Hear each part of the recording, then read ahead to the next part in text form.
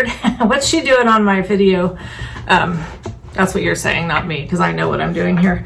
And I thought about going into a big explanation, my thought process behind make a video, don't make a video. And then I thought, nobody cares, just show your stuff. So I'm just gonna jump in and start showing stuff, see if I can remember how to do this. If you don't know, my name's Michelle, or if you've forgotten, because it's been a while. And I'm Knit Wit in the sticks currently. Probably will be, I don't know how long I'm gonna be in the sticks, but that's another story that I'll get to later. But yeah, like I said, I'm just gonna jump in. And then I'll chat, you know, like I do, but it's easier to just start showing stuff. So I've been knitting again, kind of cool. So a while ago, I started the Lullaby blanket. See, I don't know what you're seeing because I'm holding it up in front of my face, but this is the Lullaby blanket by Tin Can Knits. I decided to do blues and greens because, you know, I love blues and greens. And I was hoping for kind of like an ocean watery kind of look.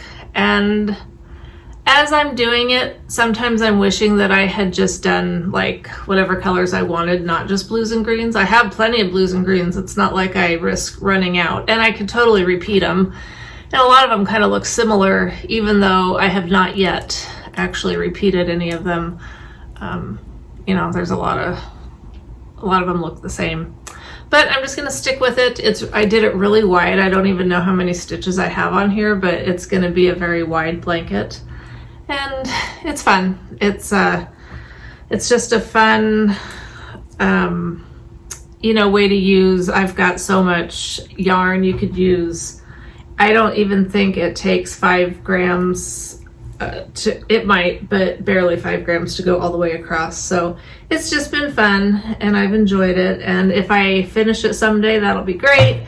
Being how blankets are, you finish them, you don't finish them, it's kind of the same. It just doesn't really matter unless you're doing like a baby blanket for someone, and then it does matter.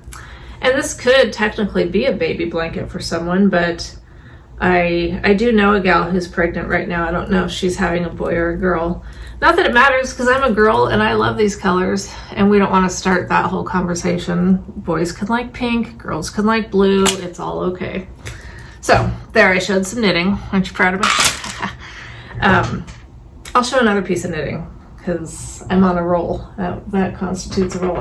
I have, well, I'm going to pop in a picture. I made a really cute pair of red, white, and blue socks that I gave a friend. Insert picture. And I loved them, but I had run out of the red that was in them, and the yarn was Chicken, you know who I'm talking about, right? Chicken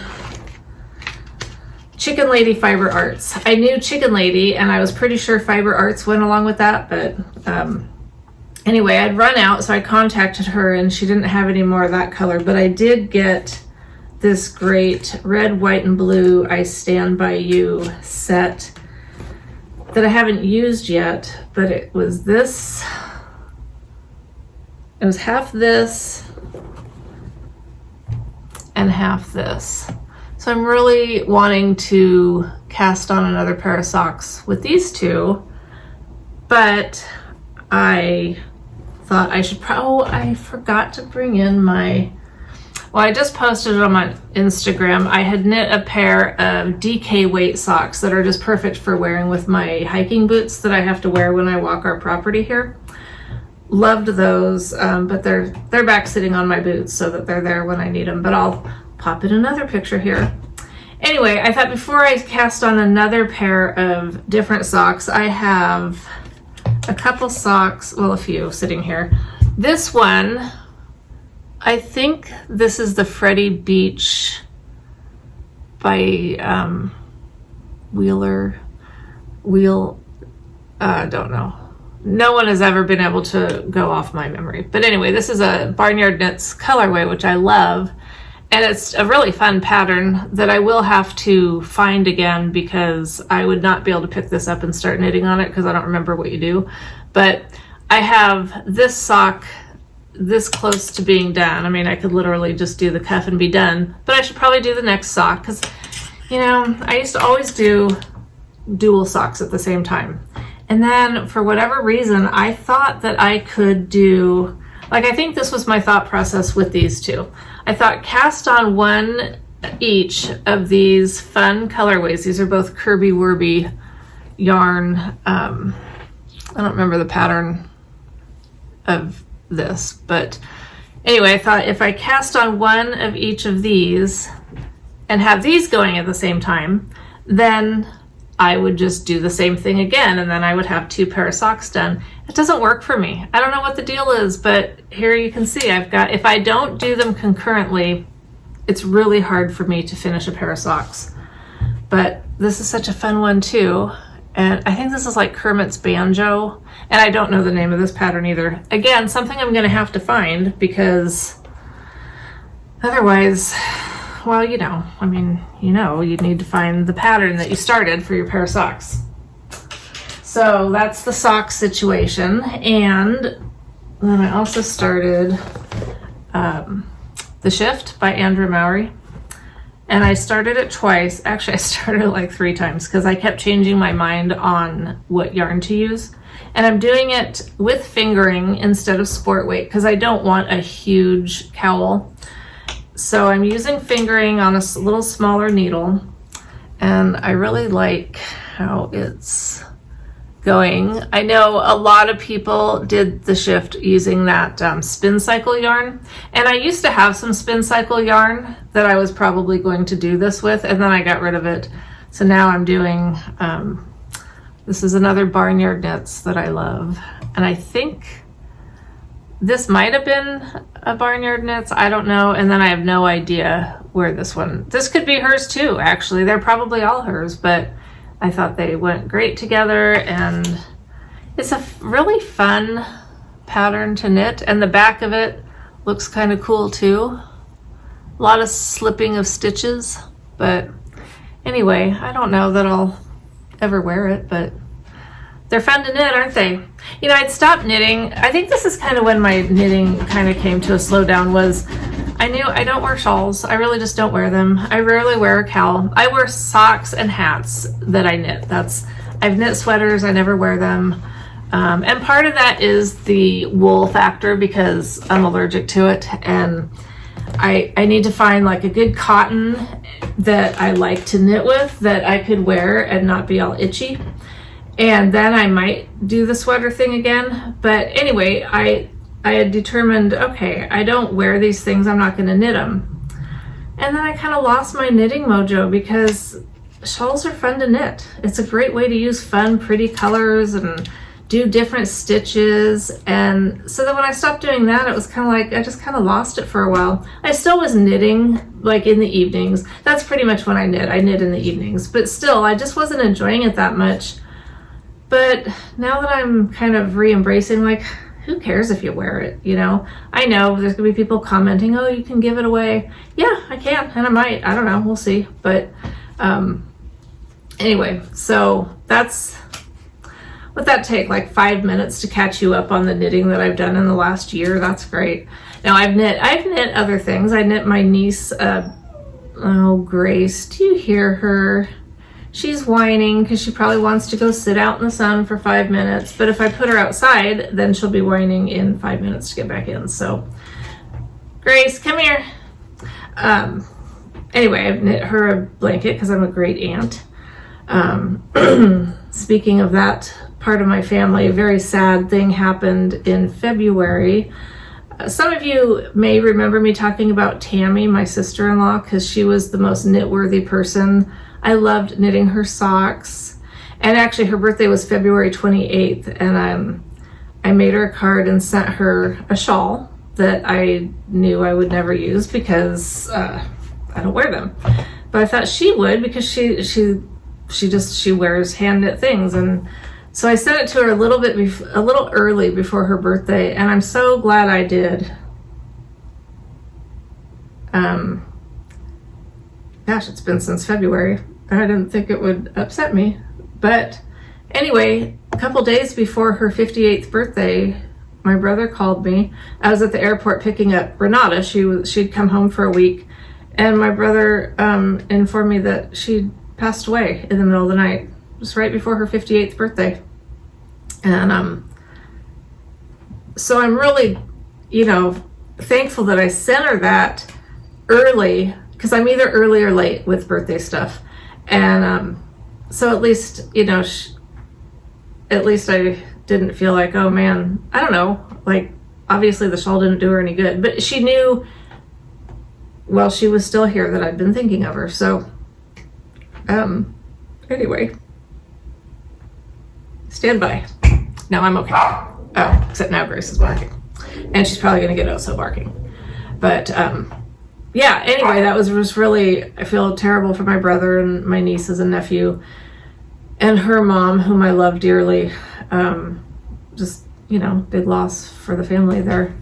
But anyway, I don't know, like she'd been in some poor health, like she wasn't the picture of perfect health, and then all of a sudden she passed away. She'd struggled with some health issues, but some of you may have known her. She had a Instagram shop that she loved to go find stuff and then resell it. And I think in the background you might be able to see that picture up there of a cactus. She did that. She did some paintings and stuff. So and like I said, I talked about her over the years as just being just one of the few people that I had that was like, I felt was a knit-worthy. Okay, I'm back. We'll see how long I can get in before the dogs start barking at something else. But I did want to tell you that Grace and Oso are doing great.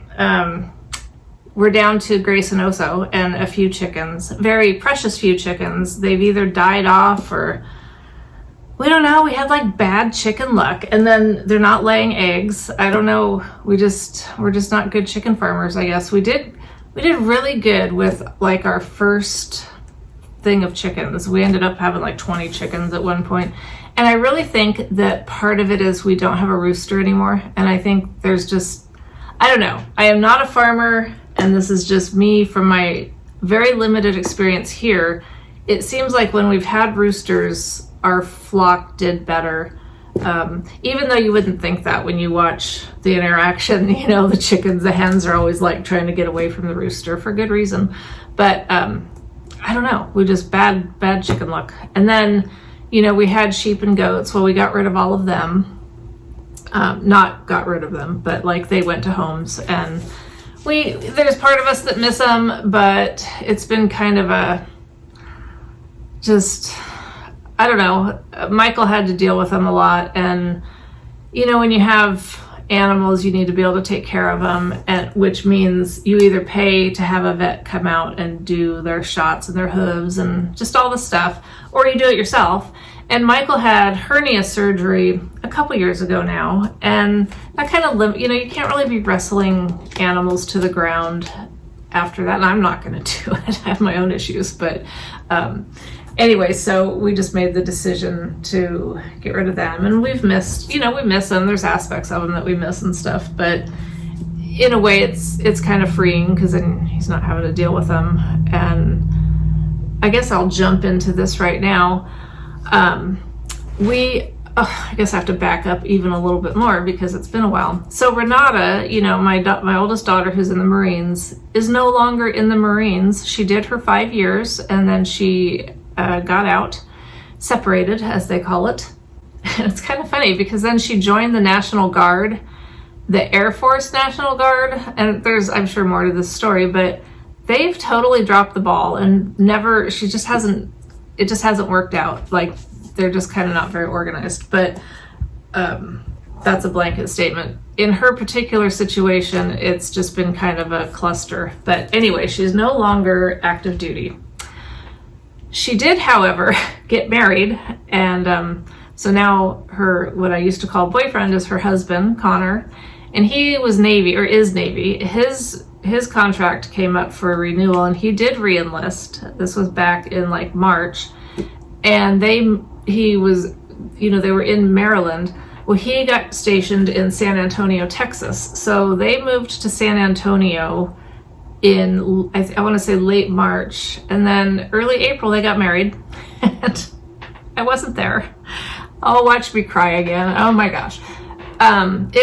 They got married, which I'm thrilled with because, you know, I'm just happy that my daughter's married to the person that she's living with and in a relationship with. That's just the healthier thing to do. And We love him. It's great. But they did it, when they did it, kind of for a lot of reasons. They love each other. No one needed a green card, if that's what they're even called. But for reasons like health insurance, things like that, they got married and then are planning on having like a ceremony where I can be there for. She did tell me like a week ahead of time, and she's like, you don't need to come. It's not going to be a big deal. It's just, we're just going to be at whatever, the courthouse or whatever. And I was really tempted to go because of course you want to be there when your daughter gets married, right? But we had already committed to you're going to laugh, this pickleball clinic up in Long Beach, Washington. And so I'll have to back up a little bit for that story too. But we have a group of a pickleball community over in Longview that we play with. And a bunch of us had signed up for this, weekend pickleball clinic up in Long Beach, Washington. And so I kind of felt like I don't want to bail on them because then it throws all the numbers off. And Renata's telling me this is no big deal. They're going to have a ceremony. So, I don't feel like I did the wrong thing, even though part of me, I don't have per se regret, although the pickleball clinic. So yes, I got into pickleball kind of a year ago, not really quite a year ago, but we started playing for real, like playing with other people at the beginning of the year. And as a result, I found that I have ankle issues, my left ankle in particular, because I have flat feet and then I overpronate. And so my feet just do this. And then when you're like doing all these movements and stuff, it just created all this problem for my left ankle. So at this pickleball clinic, because of all the drills that we were doing, all this, back and forth, side to side, a lot of drills. And then of course we do the pickleball clinic for a few hours and then we do open play. So, playing pickleball stuff for, 5 hours, whatever, for a few days in a row. After playing for a few months through massive pain, like this pain in my ankle would wake me up in the middle of the night. But I just kept doing it because, that's what you do. Because as you get older, things just hurt and you figure that's life. Things are going to hurt. What are you going to do? You're going to keep doing what you want to do until you can't do it anymore. So that's kind of the point that I got right after that clinic I was like, wow, it's gone up into my knee. I can't walk right. It was, like I said, it was waking me up in the middle of the night. So I finally consulted the doctor and all that kind of stuff. Ended up in a brace for a couple of months. You probably may have seen pictures about it. And I couldn't play pickleball at all for a couple of months. And then, let's see, that was like, I don't know, I've lost track. But now I've been back to playing again for a couple of months. And my initial goal was like to discipline myself and play every other day. Don't try to play consecutive days. And I stuck to that for like 6 weeks. I was doing pretty good. And then it just came up, because it's just fun. And then I played like 5 days straight. And then 1 day off and then played again. And then a day off and then played again.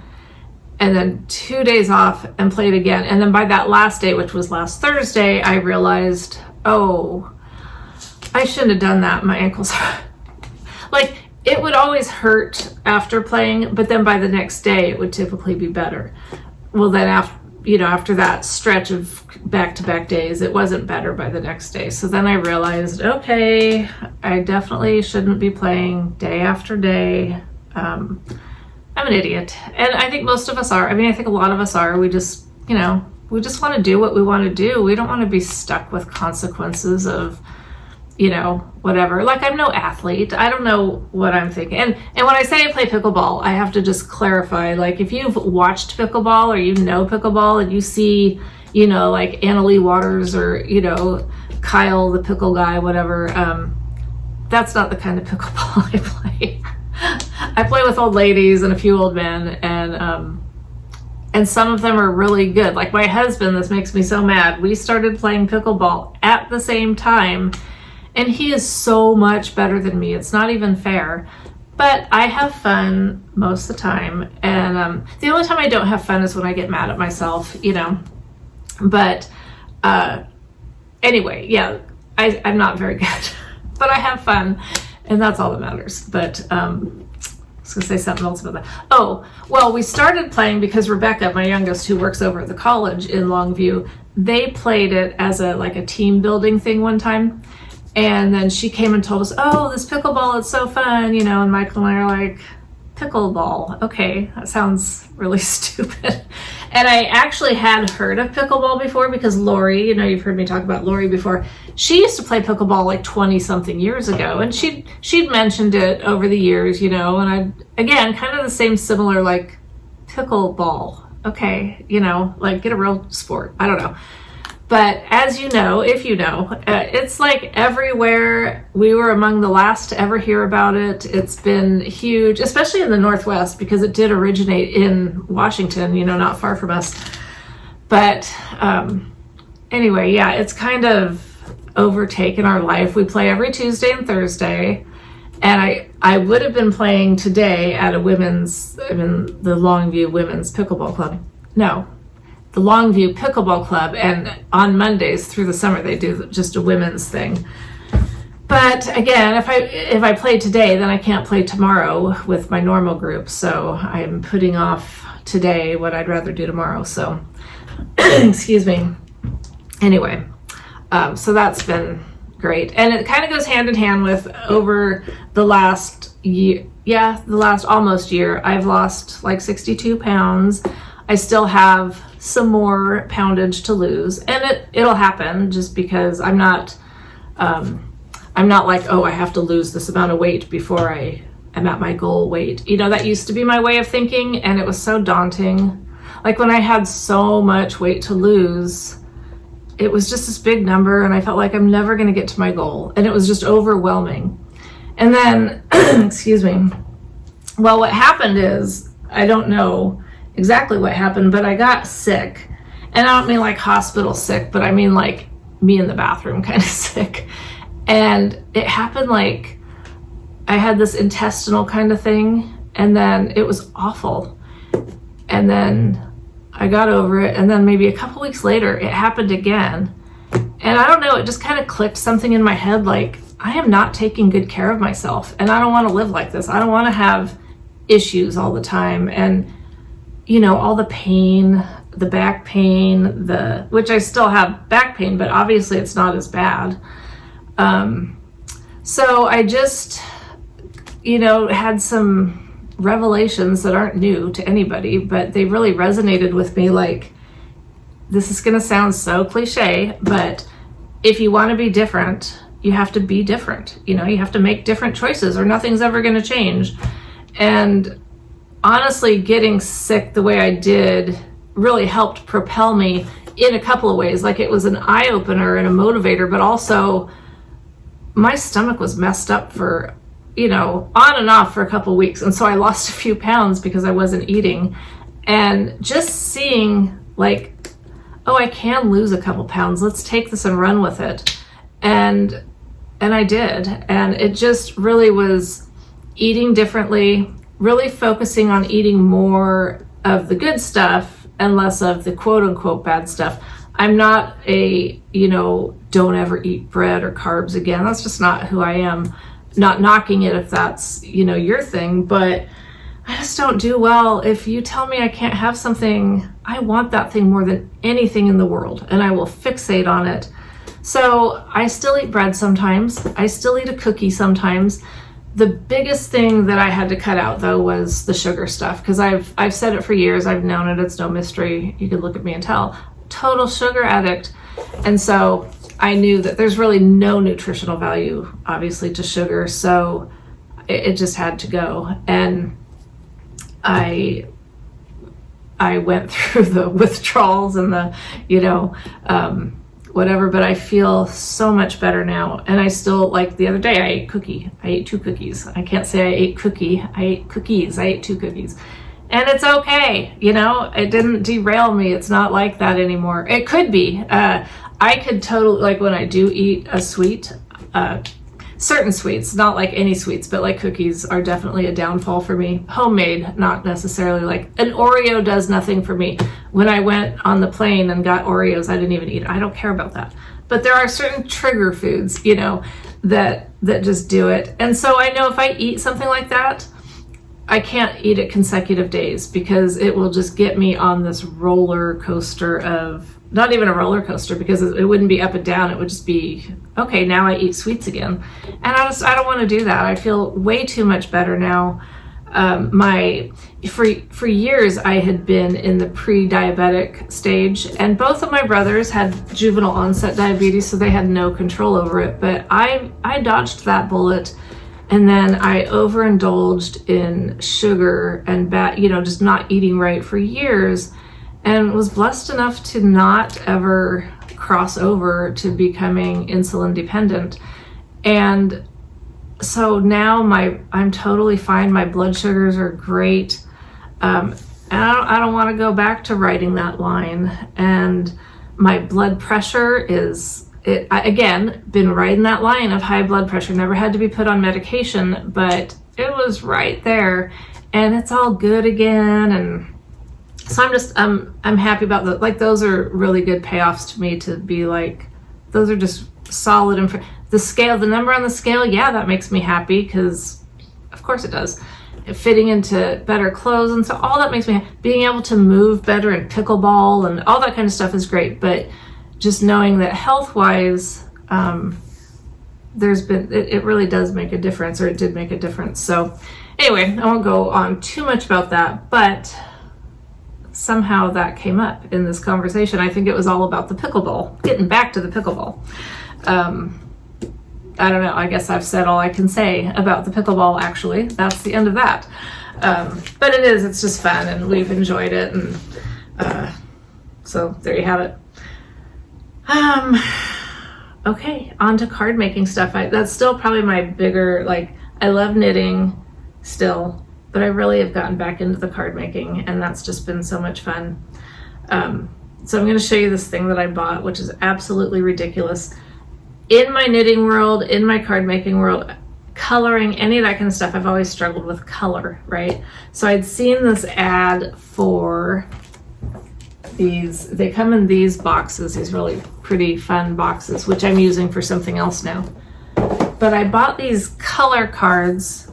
I wish I could remember, it's like somebody's name, and I can link it, but I had no business buying these. These are for like people that really do art, and I don't, but I bought the whole 2-box set plus the online catalog, so you could see what colors to use. And then I put them in this big binder. This is so crazy, but they're these really cool, I better just take one out, but I have an entire huge, I bought the 500 card pack of all these cards that just give you different color combinations. I mean, this would be great for a knitter. It's great for, oh, look at that one. Oh my gosh, those colors right there are so awesome. But that's just it, is my color palette. My favorite color palette's like 5 colors, blues and greens. But let me just find a good one to pull out, because then I can show you. I don't have to find a favorite color combo to show you, but I'm just going to pull this one out. No, it's not my favorite. Doesn't matter. Pull it out. Okay, so these cards, not only do you get these pretty pictures, right?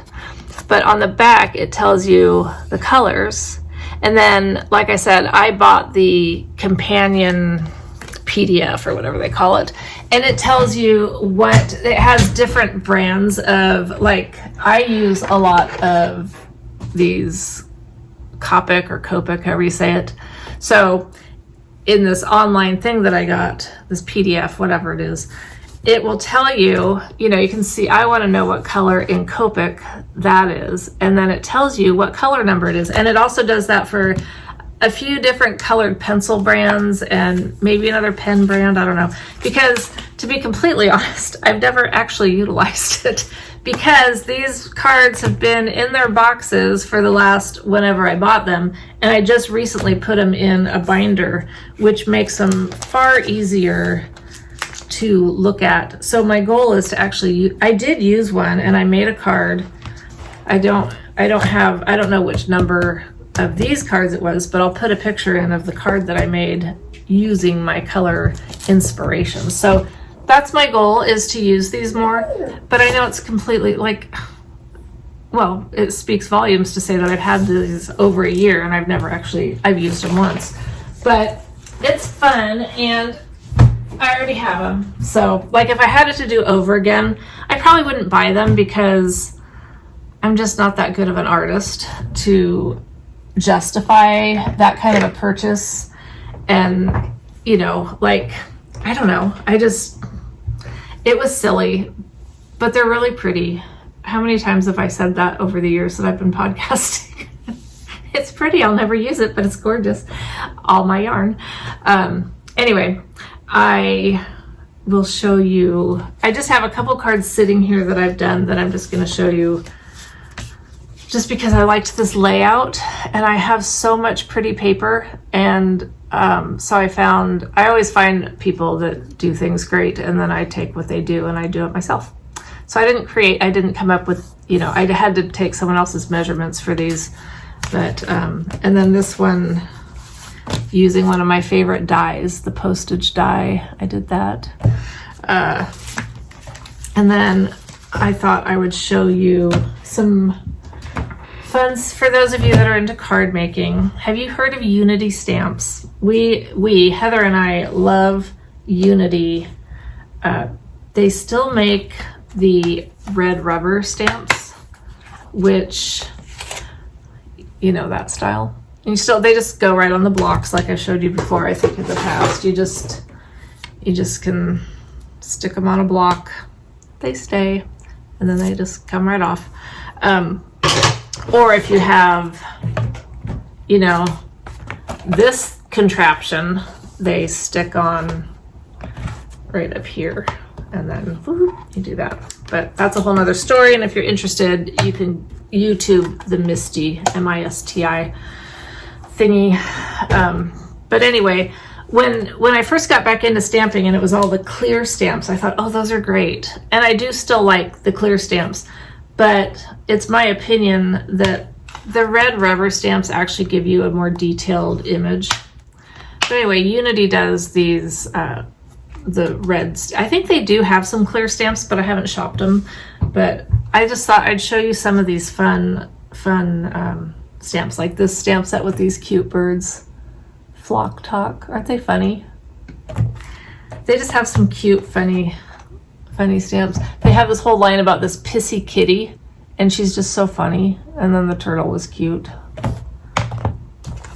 I love these ones. This is Rise and Wine, Pissy Kitty, and I can't read what that one. I've covered it up, but anyway, because I put them in these cases. But isn't she so cute? I just love her. You don't need to see my face. Look, aren't those cute? And then these chickens, these birthday chickens. Look at what these say. I'm just going to tell you. Your birthday suit needs ironing. Let's party like we don't need naps. You're still younger than you'll be next year. And birthdays are for strutting your stuff, which that's not my favorite. But I love these. They're so funny. I'm getting glare, but they're cute. And these ones, they're just so cute. There, now you can see them better. They're so cute. Margarita kitty and a coffee one. Oh, if I put it there, then you get a glare. I don't want you to get a glare. And last but not least, I love this Chihuahua. Doesn't that look like Oso in a couple years? I mean, Oso would need to lose a lot of weight to look like that, but he's on his way as far as and then that kitty. Anyway, just thought I'd share those because I think they're cute. So there's that. Okay, I was going to show you something else, but I'm going to talk to you about, because I may have hinted, or I may have just thought that I mentioned it, but so Renata's living in San Antonio now. So Michael and I went in the end of May, beginning of June. We went to San Antonio for 10 days. We rented an Airbnb, had a great time, ate. Only one meal there did I not like. Everything else was amazing. The food was just the barbecue, the Mexican, like everything was so good. And that's really important. Anyway, we really liked it there. Do you remember, if you've been watching me a while, you know that I went through quite a period where I hated the heat and I just wanted it to rain all the time. I can't even relate to that again. Like years ago, in my 20s and 30s, well, it doesn't matter because then I'll start thinking about, well, there was this period where I didn't, but anyway, I've enjoyed the sun. I loved laying out in the sun. I loved being in our pool all the time. After I had my kids, I started breaking out in hives when I went outside in the sun. So there was that period where that didn't go well. But then I got past that. And then, I don't know, I guess menopause really kind of made me hate the sun, hate the heat. But now, you know, it's been over 10 years ago since that all started. I love the sun again. I just love seeing the sunshine. And I realize Texas is really hot. You see where I'm going? You're already like, what is she talking about? I think we're going to move to San Antonio. That's our plan. We've been praying about it. We want to do, you know, the right thing. We've both lived in Oregon since we were, well, his timeline's a little bit different than mine, but I moved up to Oregon as a young teen, and I've lived here over 45, 47, whatever, for, I don't know, a long time. That's a long time. And I love Oregon, like beauty-wise. I love the trees. I love the mountains and the ocean. And I loved the milder weather, you know. But I've been just like so sick of the rain. I can't say that right now because we've had some nice, you know, it's been really nice lately. It's been, you know, even warmer than San Antonio. Actually, we've been in the 90s for a while, but every day to have like the sunshine, or most days, you know, like many people have said, and I've talked with people, and I remind Renata this right now, that yeah, there's some time in the summer that it's just too hot there, and so you tend to stay inside more, maybe. But here where we are, you get maybe a couple months where you can be outside, and then the rest of the year it's raining and cold. And where we are, it's even more rainy. It's definitely rainier here in Rainier. And I'm just sick of it. And there's other things about Oregon that we don't like, and agree or don't, whatever. We don't like the politics here. We don't like being in an extremely left-leaning liberal state run by someone who, whatever, we just don't like her. And I know that anywhere you go, you're going to have issues, but Texas just sounds more fun to me. They've got better weather, they've got good food, and they've got Renata. Now Rebecca's here, and it's really hard to think about leaving her. And she doesn't. I took Rebecca, we went like a month after Michael and I got home, we went back to Texas, Rebecca and I did. And she liked it, you know, she did like it while we were there, but we just talked last night and she just says it's too hot there and she didn't like all the bug bites she got, which there's ways around that. But right now she doesn't have any interest in moving to Texas, which makes me sad, but you know, because every parent would love to have their kids live like on the same, like, let's get a compound of me and my kids. That would be perfect. But that doesn't happen for most people. Maybe someday in the future it will, I don't know. But anyway, so we have a house in Longview that we've been renting to Rebecca, and we've told her to vacate. Yes, we evicted our child. Not officially, but so she's put an application into some other places, and then we're gonna sell that house to Michael's mom, which is just gonna be a great fit for her because, you know, she's been living out in the sticks her whole life. and she's older now, and it'll just be really good for her to be in a smaller house with all the amenities right near the park and near all the things that she goes and does. You know, it'll be a really good fit for her. And then we're gonna sell. Once that happens, we'll get, and I don't know the timeline for that. You know, I don't know if that'll happen in a month or 3 months, or I mean, who knows. But once that does happen, then we'll list this place. So if that were to if everything were to happen with that Longview house quickly, I could see us listing this place this fall. And then if it sold quickly, then I don't know what we'd do. We've been looking at houses in the San Antonio area. Like when we visited, we loved Kerrville, which is like an hour north of San Antonio. Go back to July 4th. They were the ones that got hit the hardest, I think, in that horrible flooding. But we really liked it there. It was beautiful, hill country, you know. The only thing I don't like is that it would then be an hour from Renata, and I wanted to be closer. But, you know, an hour, that's doable, you know. But we've also found some places closer in to San Antonio, the Helotes area we really like. San Antonio proper has outrageous taxes, property taxes. They're insane, like blew our minds. But the sticker shock, you know, we're kind of getting past it a little bit. But anyway, so we've been looking at some places, and we've found lots of places that we like a lot about them. We've found one that checks all the boxes, but we're not in a position right now to pull the trigger. And we contacted one real estate agent, or she contacted us from something that Michael did, and she was talking for a while, then she just went dark. I don't know, he said something about, we'd been looking at this one place that was really cool up in Kerrville. It was on like some kind of animal refuge, and so you'd have like 8 acres in this gated community, but it was very limited what you couldn't really do anything with your property. And so we'd been watching the price fall on it. We really liked the house. When we were there, we drove up there, and we couldn't get in to look at anything, but we did like the general area. So Michael contacted, I don't know how he got in contact with this one agent, but he inquired about that property, and it had like an 80 page HOA type thing. And we're like, yeah, no, one of the reasons we're leaving Oregon is because of too much government. We don't want to go live in a neighborhood that has that much power over you. And I don't know, we never heard from her again. So I don't know if she thinks that we're wacko. I don't care.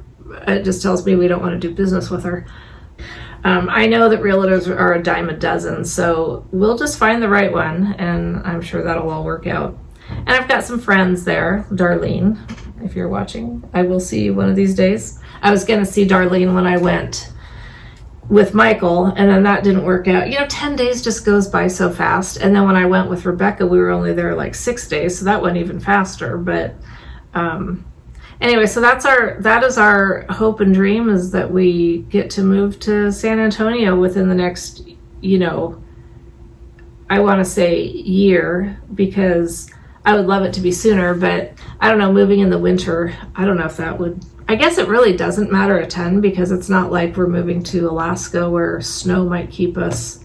I don't know, we've never moved that far. It's kind of a, you know, when I moved from California to Oregon, I had no say in the matter. I was just a kid. And then, you know, I lived in the Portland metro area till I moved here 6 years, however long it's been, 5 or 6 years ago. That was my biggest move. Moving an hour from Portland was my biggest move. So moving from Oregon to Texas would be huge. And, but I'm totally excited about it. Like, just, even if there weren't reasons that we wanted to leave here, the only thing here for me is Rebecca, and I hate that I'd be moving from her, but I'll be moving near Renata, so not that one replaces the other, you know what I'm saying. As a parent, you don't choose between your kids, but it'll be fun. Just living somewhere else, like just having a different experience in life. We've lived here so long. It will be fun, I think, to go live somewhere else. And then to be in Texas, you're a little bit more centrally located in the States. So, you know, we think about all the places we could go visit that we'd just naturally be closer to. So I don't know. That's on the horizon. I'm pretty excited about the prospect of it. We'll see what happens. I'll keep you posted. So there's that. Now I want to show you about this Bible that I got. I had been in the market for a new Bible. I loved my Bible. I use the ESV large print Bible. It's been great. But there were two things. I wanted to get a Bible that had room in the margin to make notes. And then also I listen to and get emails and stuff from Greg Laurie, you know, Jesus Revolution, California guy. I love him. He just seems so down to earth. And he often uses the NLT translation, the New Living, I think it stands for New Living Translation. And I really like how it reads. Like, I mean, I think it's good to have a few different translations. ESV is good and solid. NLT reads nicely. So I thought, I'm going to get a Bible in the NLT that has room to make notes. So I started looking at Bibles, and there's this thing, everyone might know about this, it might be like Pickleball, but called filament. And I'm going to show you all about it as soon as I finish telling you my story. So I ordered this filament NLT Bible that had room in the margins to write notes. And it was the most itty bitty print ever. Like, even with glasses or a magnifying glass, there's no way. So I had to send that one back, and I realized unless I get a huge Bible in order for me to read it, even with my glasses on, I just don't get the room for notes in the margin, because I can't see it. So I think it's probably more important that you can see it versus being able to write things on the side. So anyway, I learned about this thing, Filament, Filament. It's an app. If you already know about it, just turn me off or tune out, whatever. But it's so cool. So this is the one that I got. It's a nice size, but as you can see, the print is, I have to have my glasses on still to see this, but I can read it comfortably with my glasses on. So what this filament thing is, and they call this giant print. I don't think that's giant. I just think it's reasonable, but I am what I am. So this filament thing, I'm just going to show you.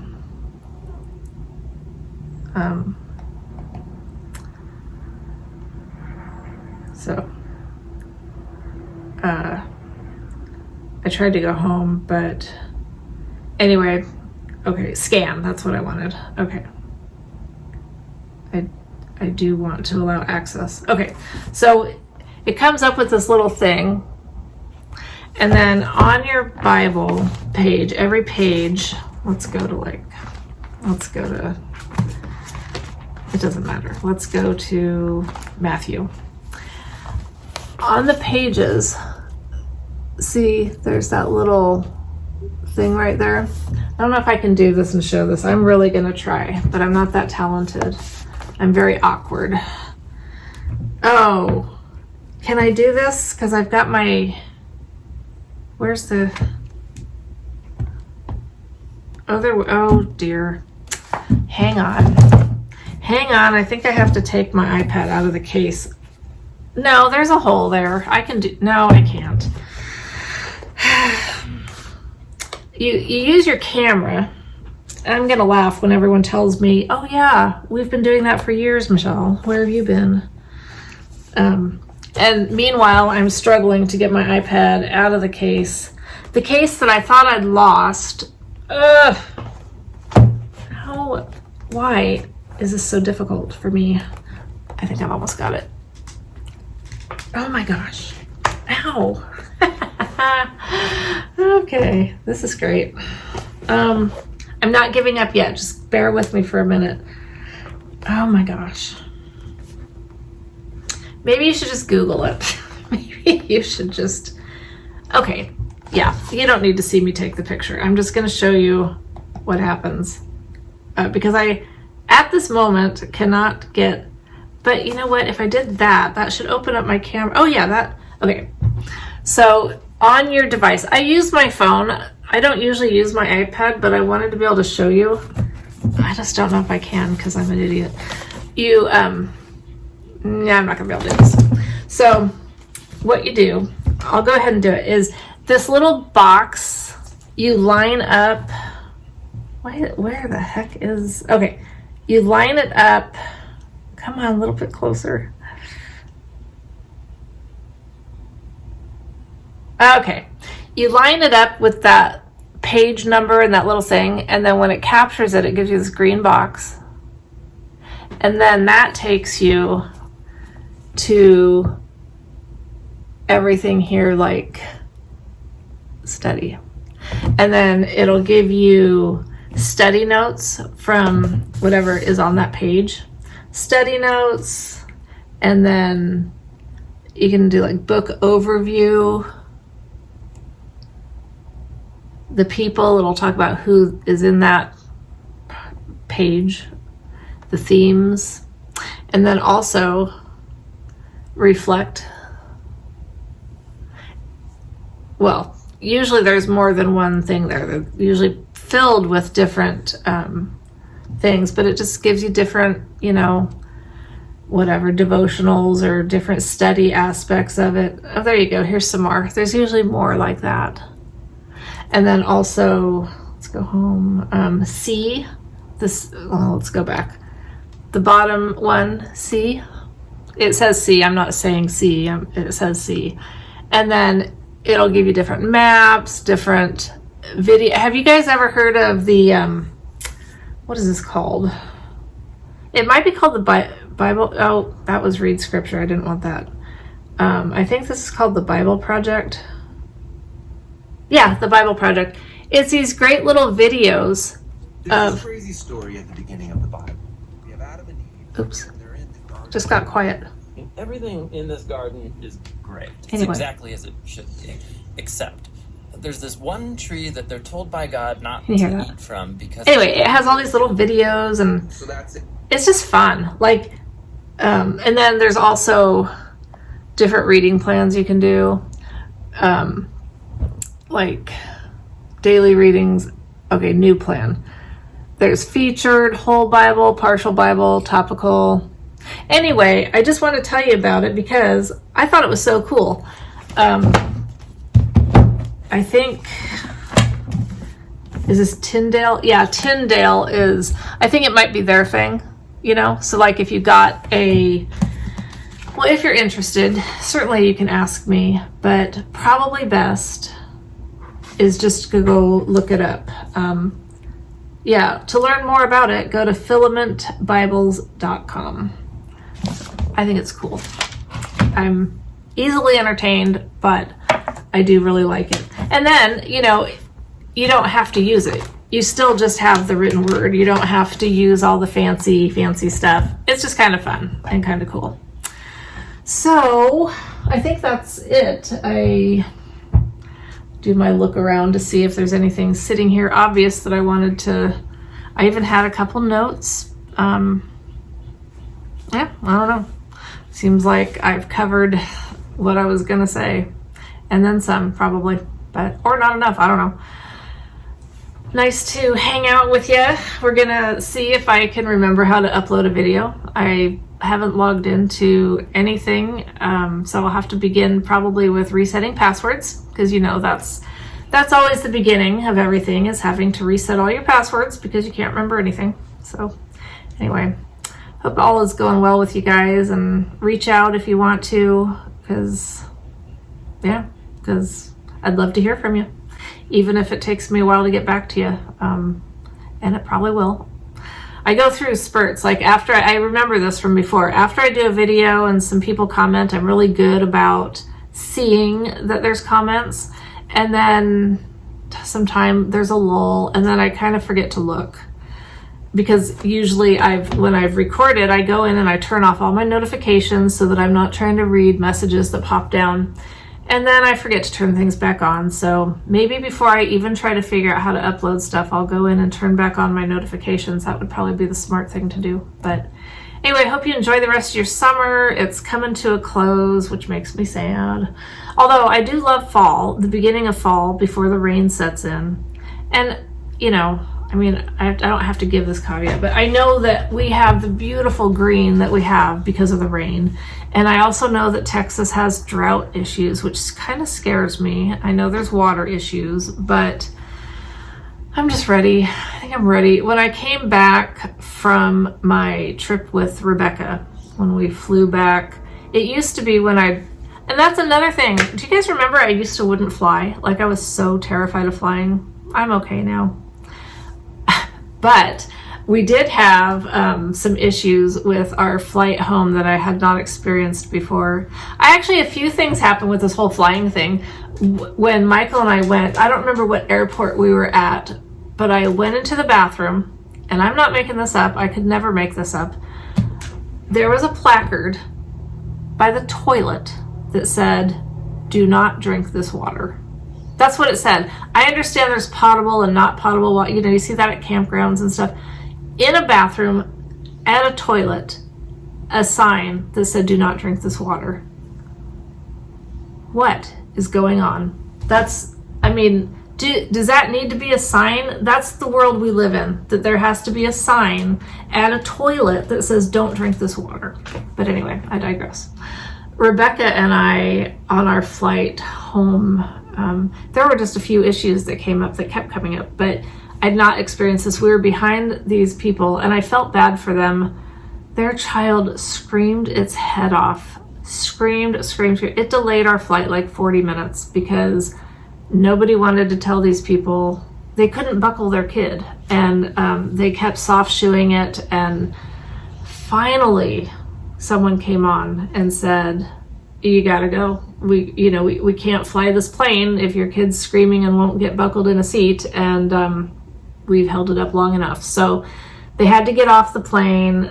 I felt bad for them. Their luggage had already been sent along to the next airport, and I felt bad for them. I felt less bad for them when they got up and got their stuff from the overhead storage and they started pulling out all their strollers and all their stuff that wasn't supposed to be up there. So I'm not saying they deserved it, but I didn't feel quite as bad for them when I realized that they were those people that were breaking all the overhead storage rules. So anyway, okay, that's it, I think. So I'll talk to you guys maybe again later, and I'll let you know what happens with this potential move to Arizona. Why did I say Arizona?